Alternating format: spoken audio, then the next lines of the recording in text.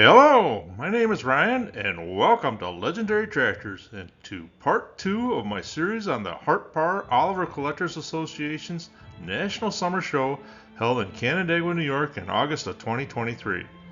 The show featured some rare and beautiful tractors from Oliver and many other companies that related to Oliver in one way or another. Today, I would like to share some of these tractors with you, so let's get started. Let's start today's video with another Oliver 1955. There certainly were a fair number of 1955s at this show. One thing about Oliver tractor design that made them significantly different from other manufacturers was that they used a frame tub that the motor sat in rather than use the motor as the frame that supported all the front weight of the tractor. This has made them fairly easy to repower with engines other than the ones that originally came with the tractor.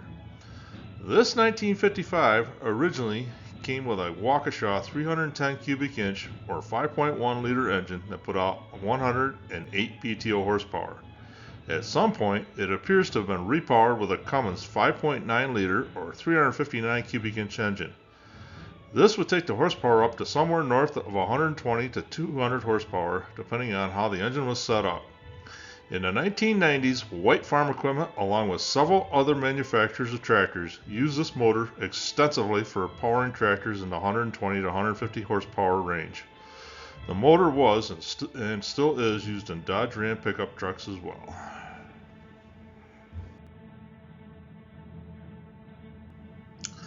The Cockshutt 1650 was built between 1964 and 1969.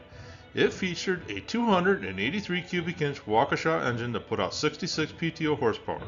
1650s were available with a 6-speed unsynchronized transmission and could have the 2-speed hydropower shift for 12 forward speeds, or in the case of this unit, the 3-speed over-under hydro shift giving it 18 forward speeds.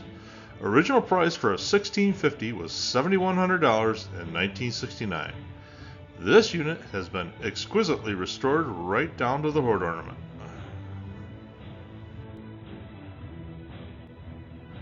I think maybe this tractor should have the name Lazarus, as it appears that it has been neglected for a while, and now someone is putting it back right.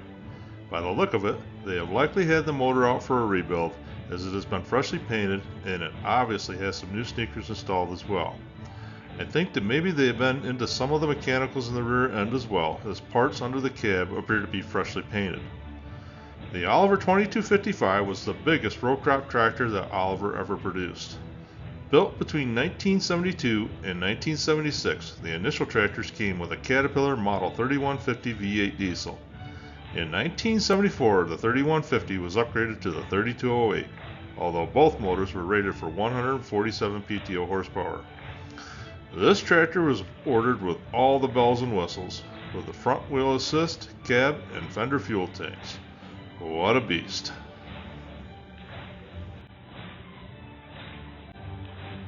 Like the 1955 that started today's video, this Oliver 2150 has also had a Cummins engine conversion done to it. The 2150 built between 1968 and 1969 originally had a 478 cubic inch Hercules engine that produced 131 PTO horsepower. This unit appears to have been repowered with an 8.3 liter or 504 cubic inch Cummins. White Farm Equipment used this motor to power its larger workhorse models in the 1990s, with the White 6215 putting out 215 PTO horsepower. Definitely a significant upgrade.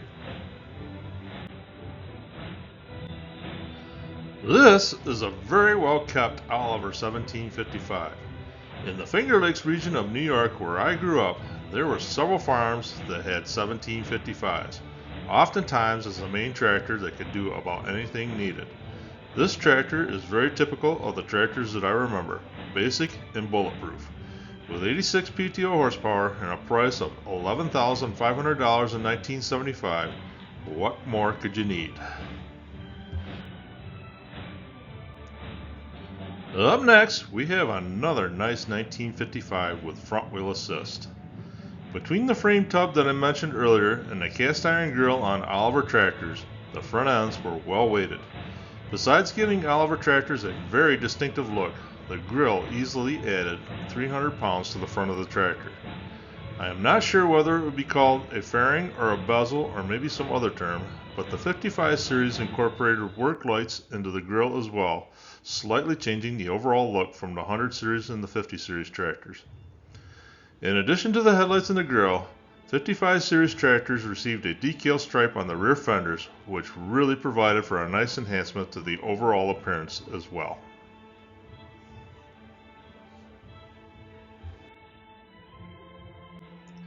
This is a pretty sharp looking 1750 Oliver in what I would guess is its original work clothes.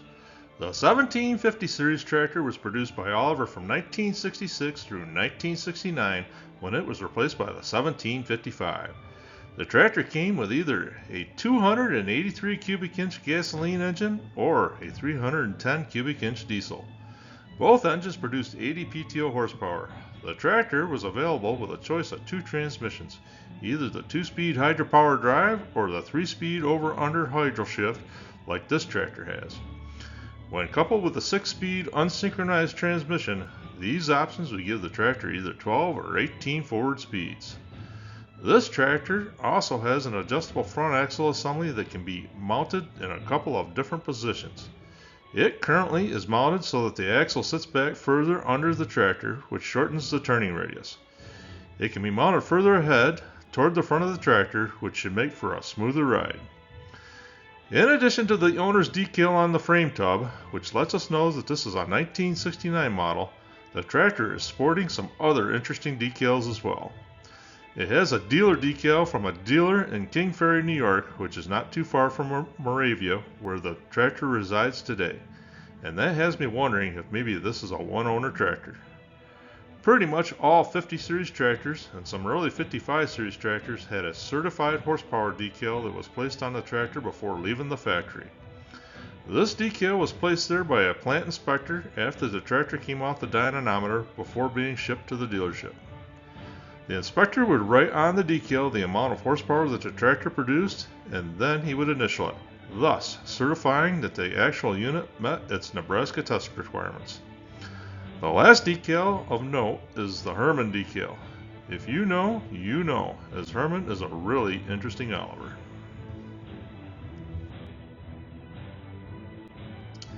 This 1650 looks like it might be set up to do some tractor pulling, as it is well weighted on the front end. While certainly not unique to Oliver's, I think that this is the first tractor that we have covered that has a narrow front end. The 1650 series tractors were built between 1964 and 1969. The tractor was available with a 265 cubic inch gasoline engine. That's about 43 million liters for the rest of you folks outside the USA. I guess that's probably about 4.3 liters? Well, yeah, I was close. Anyway, you could buy a diesel version of this tractor with a 283 cubic inch or 4.6 liter engine. Both engines put out 66 PTO horsepower.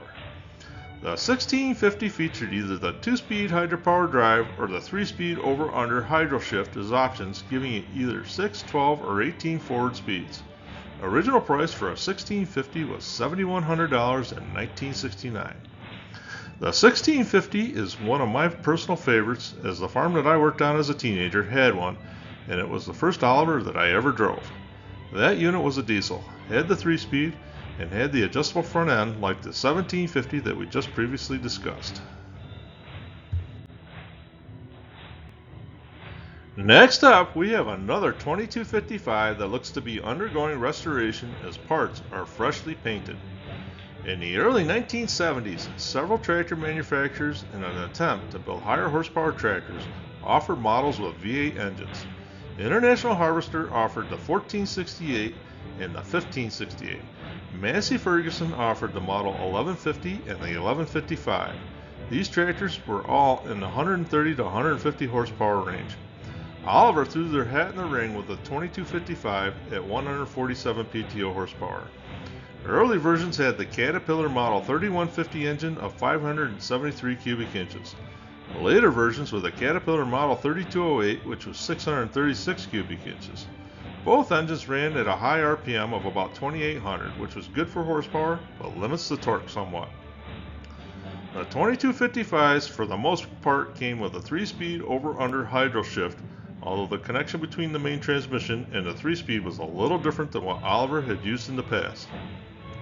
In previous Oliver models, a double roller chain arrangement had been used, and in the 2255, a trunnion and sliding shaft arrangement was used instead to handle the higher horsepower. The 2255 was manufactured from 1972 to 1976 in 2 different versions. Most were painted metal green and clover like the one here. In a foreshadowing of what was coming, the rest were painted Cockshutt vermilion red and white, but were badged as white 2255s, not Cockshutt. There were a total of 2,160 2255s produced. Of those, around 558 were equipped with front wheel assist. The rest were 2-wheel drive units like the one pictured here. Of the white branded units, there were 105 of those. Sadly, the 2255 was the last model sold under the Oliver name before everything was rebranded as White Farm Equipment.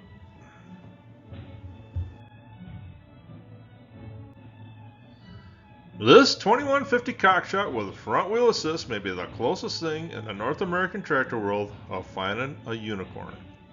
Over a 14-month period in 1968 and 1969, Oliver built 1,078 2150 tractors. Of that 1,078, 373 had front wheel assist. Also, out of that 1,078, 112 were rebadged as Cockshutts. Using the overall percentage of 2-wheel drive versus front wheel assist tractors, I would speculate that around 40 front wheel assist Cockshutt model 2150 tractors were built. I may be going on a bit of a limb here, but I would dare say that this might be one of the few survivors.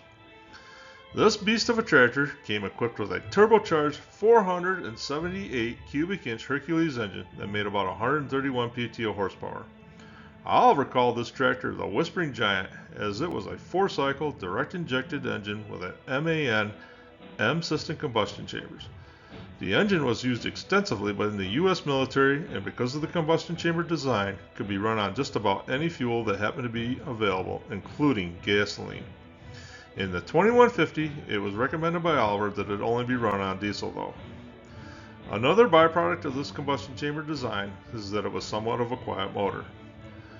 This tractor is equipped with the fender fuel tanks, which each held around 39 gallons of fuel, giving it an extra 78 gallons to help feed that big, thirsty Hercules. Interestingly, there are no headlights on this unit, which would normally be located on those fenders. Original price on a 2150 in 1969 was $13,800 for the base model. I would estimate that front wheel assist was probably about another $4,000 for a total of $17,800. I wonder what that figured out to in Canadian at the time, eh? I feel like this picture that I took of this Oliver 500 is absolutely one of the best tractor pictures that I've ever taken. It helps when you have a subject that has been restored to this level. I somehow doubt that this tractor looked this nice on the day that it left the factory. The Oliver 500 was actually a rebadged David Brown Model 850. The tractor was available with a gas or diesel engine, both of which were 154 cubic inches or 2.5 liters and produced 33 PTO horsepower. It has a transmission with 6 forward speeds and 2 reverse.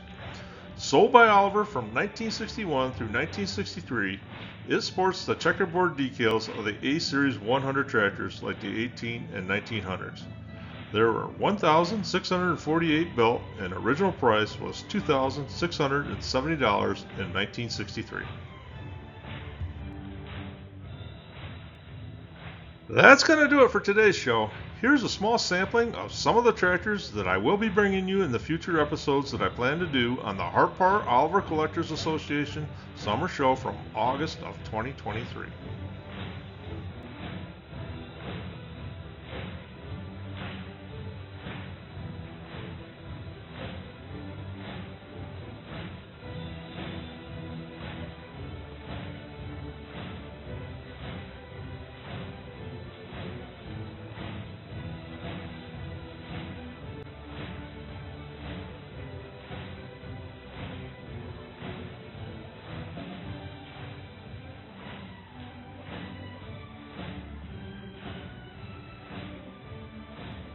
I hope that you've enjoyed this discussion about Oliver tractors. If you have a good story about your favorite Oliver, tell me all about it in the comments. Please remember to like, comment, and subscribe to the channel, and I will see you next time when we discuss some more legendary tractors.